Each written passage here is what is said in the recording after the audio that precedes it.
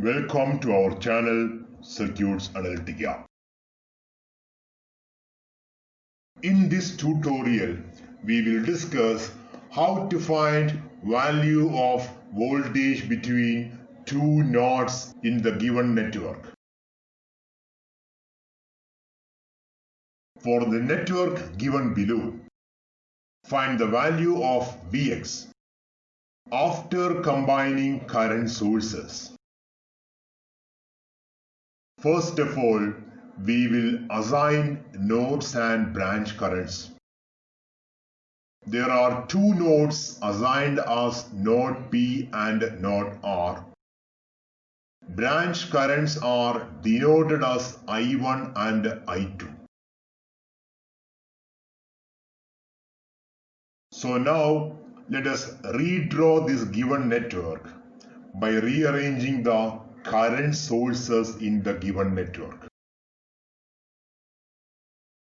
So there are three current sources, 5 ampere and 6 ampere current source flowing in the upward direction and 1 ampere current source flowing in the downward direction.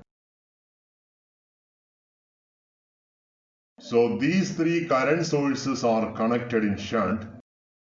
So the three current sources are combined to form a single current source of value 10 ampere. 5 ampere plus 6 ampere minus 1 is equal to 10 ampere.